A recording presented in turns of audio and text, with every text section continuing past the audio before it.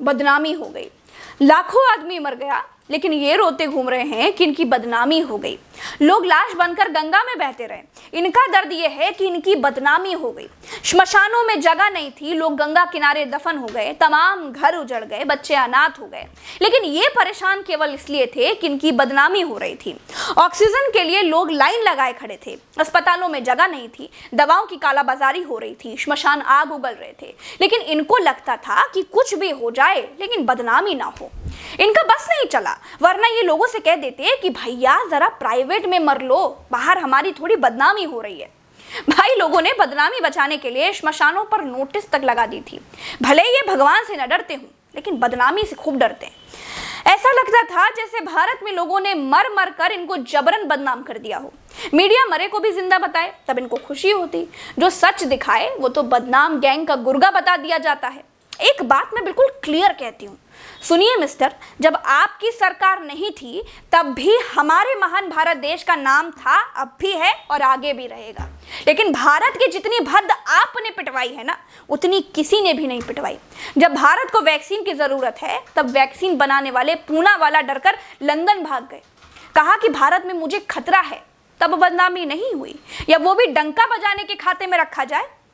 आपदा में मदद के तौर पर केनिया जैसे गरीब देश ने भारत को मूंगफली, चाय, कॉफी वगैरह खाने पीने के लिए भेजा है। भारत को ये दिन दिखा दिया कि केनिया जैसे देश हमें राहत भेज रहे हैं। ये भी डंका बजने में गिना जाएगा कि हमारा डंका बज रहा था इसलिए गरीब अफ्रीकी देश ने हमको भैया मूंगफली भेजी है ना। राष्ट्रवाद की नकली घुट्टी की शीशी से अंधभक्ति का लेवल उतारिए, तब दिखाई देगा कि आपके कर्मों की सजा भारत देश भुगत रहा है। और उससे निकली आह को अखबारों ने छापा, सत्य के सामने आने को आप बदनामी कहते रहे। आप कहिए जो अखबारों ने छापा है, जो विदेशी मीडिया ने छापा है, वो सब झूठ है, कह दीजिए। अगर सच छापा है तो बदनामी कैसी? और अगर सड़क बनाने वाले ठेकेदार ने 2 कौड़ी की सड़क बनाई जिस पर लोग गिर गिर कर मरते गए, तो उससे देश की नहीं ठेकेदार की बदनामी होती है। PWD उसे कभी भी अगला टेंडर नहीं देता। उसी तरह देश है, अगर एक पार्टी की सरकार नाकाम साबित हुई है तो उससे महान देश बदनाम नहीं होगा, उस पार्टी की, उस सरकार की नाकामी दिखाई देती है जिसने देश को बदनामी की दशा तक पहुंचा दिया हो। बताइए, पोस्टर लगाने से बदनामी हो गई?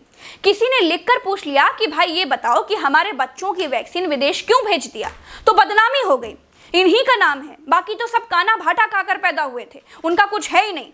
एक एक आदमी की मौत की जिम्मेदार देश की सरकार है, इससे किसी को भी कोई डाउट नहीं होना चाहिए। जो खुद बदनामी चिल्लाते हैं वो दूसरों की बदनामी का जाल बिछाते हैं। ये कह रही है ममता बनर्जी। ममता ने कहा है कि प्रधानमंत्री बैठक में मुझे बुलाया गया था, मैं गई थी और प्रधानमंत्री परमिशन से आई थी, लेकिन बाद में खाली कुर्सियों की फोटो डाल दी।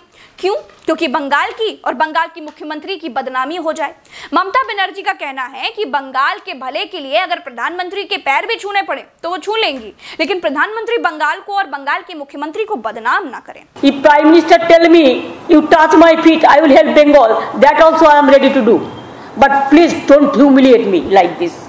वैसे इससे भी देश की अंतर्राष्ट्रीय स्तर पर बदनामी हो सकती है कि भारत के प्रधानमंत्री जी की बुलाई बैठक में उनके ही देश की मुख्यमंत्री नहीं आती।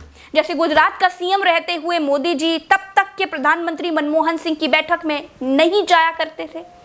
वैसे खाली कुर्सी दिखाने से बदनामी होती है, लेकिन ये बदनामी प्रधानमंत्री वाले बीजेपी खेमे को सूट करती है। इस बदनामी से खूब सहानुभूति जो मिलती है, इसीलिए ये वाली बदनामी अच्छी लगती है। दोस्तों, मेरे लिखे संपादकीय व्यंग यानी कि मेरे आर्टिकल्स मेरी वेबसाइट ultachashma.uc.com पर देखिए, पढ़िए और जो भी राय हो वो कमेंट में बताइए। मैं वहां पर आपके कमेंट का जवाब 1 घंटे के भीतर गारंटी के साथ देती हूं। और ट्विटर पर मुझे फॉलो करना बिल्कुल मत भूलिए। @प्रज्ञा_live नाम से ट्विटर पर खोजिए, सबके लिंक डिस्क्रिप्शन में है। अब चलते हैं। राम राम, दुआ सलाम, जय हिंद।